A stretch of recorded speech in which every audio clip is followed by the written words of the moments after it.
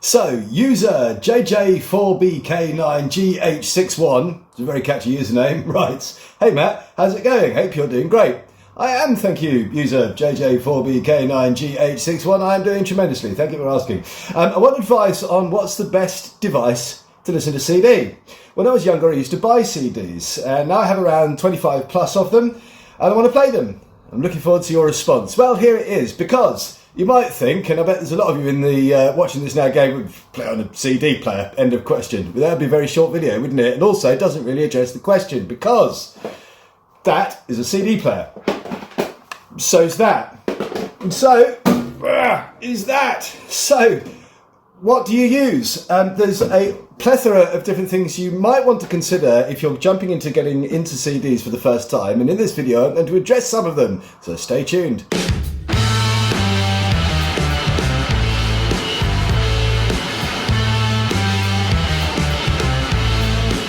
So I would suggest that there are a few things that you might want to look into. First of all, you're going to be restricted in certain ways, right? So everybody has a budget to a degree, unless you're Elon Musk. If you're Elon Musk, you can go out and you can spend a billion pounds, dollars, whatever your currency is of choice, on whatever system is, and you can put it in your enormous palace and listen to the music that you want. Right? But most of us, that's not the case. You're limited by things like budget. You're limited by things like the size of your room. The other things to consider are, do you want to listen to them statically, i.e. in one location? So is this something you want to put on just in the evenings when you get back home or in the weekends? Or do you want to take your CDs with you and listen to them out and about? So I'm going to give you a few options at all those various different price points and with various different sort of utility modalities built into them, so that you can hopefully start to think along some of the thought paths you might need to think along in order to come to the right buying decision. So first of all, first one I showed up, I suppose makes as most sense as anything else. This is a great way to get into listening to CDs. This is a portable CD player. Now, this one you can buy brand spanking new on Amazon, and there are a bunch of them available. This is by a company called Cov CD. It's the KC918. There's a review of this that I put on my channel, which is linked there. So if you want to have a look at that and decide if you want one, then go ahead. But there's a lot of different ones around. Now, the advantages of these are severalfold. First of all, of course, is it's very, very compact and small. So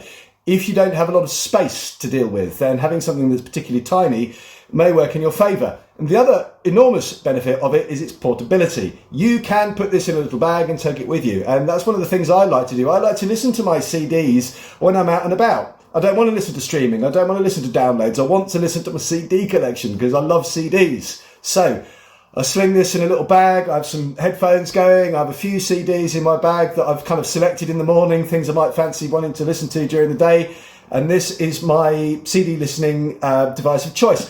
But you can also, if you want to, use it at home. So you could, if you want to, on the external port there where the headphones go, you could, if you wanted, plug in an external speaker or even a pair of speakers and get some sound out of it. You could even plug it into a bigger amplifier and have it as the CD player that is, part of your main system if you wanted, and then simply unplug it and take it with you when you wanted to travel about with it. So if you wanted one device that does all, something like this may be worth considering. The downsides of something like this is that there is limited path for upgrade in the sound quality. What I mean by that is the DAC, the digital to analog converter. What this doesn't have, if you'll notice, you've got a USB port there that is just for charging, that USB-C, and the USB-A port that's there, that is so that you can plug in a memory stick or something which has got sort of MP3s or flat files or something on it. But what it doesn't have is a way to get music out of it in the digital domain that you can then outsource to a separate DAC. So you are limited to the DAC that is built into it. So if in the future you decide that CD listening is really what you want and you want to get the best type of sound quality that you want, something like this will limit you because you are using the little tiny, relatively cheap DAC that's built into it. It's not bad, and certainly with the headphones, I use the Sennheiser Momentum 2 headphones. Sounds pretty good on it, but it's never going to be a patch on something which is a dedicated DAC.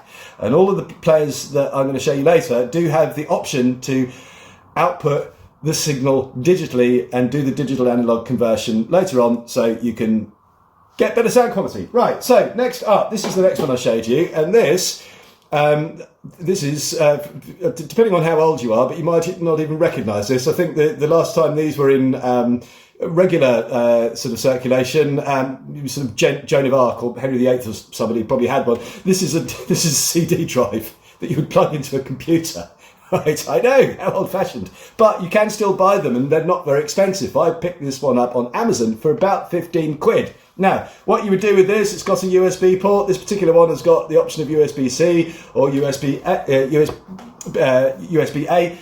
And you would plug this into the side of your laptop, something in the manner of that.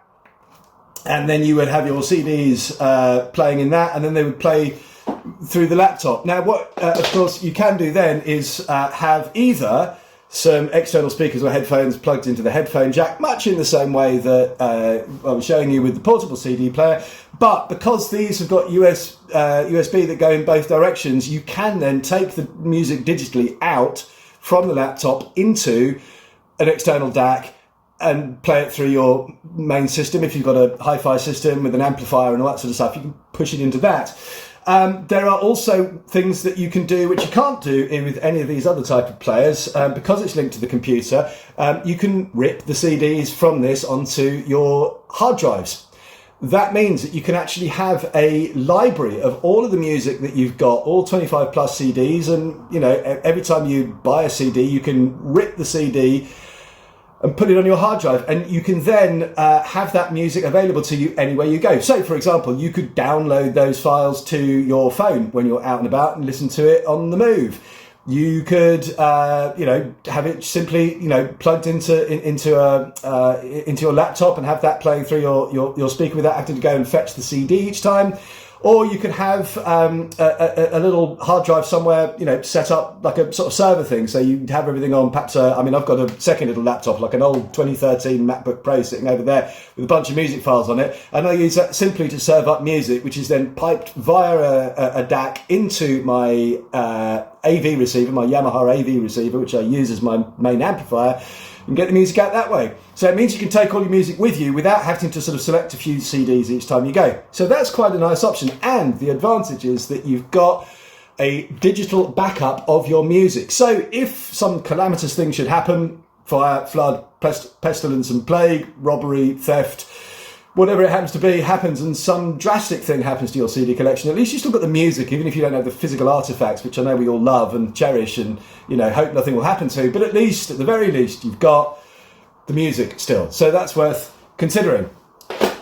If you've got a bit more space and you want to start dedicating a part of your living arrangements to something like a dedicated hi-fi setup, which is what I particularly like because it brings me back to my youth, then you might want to consider something like this. This is a sort of obviously full-size unit.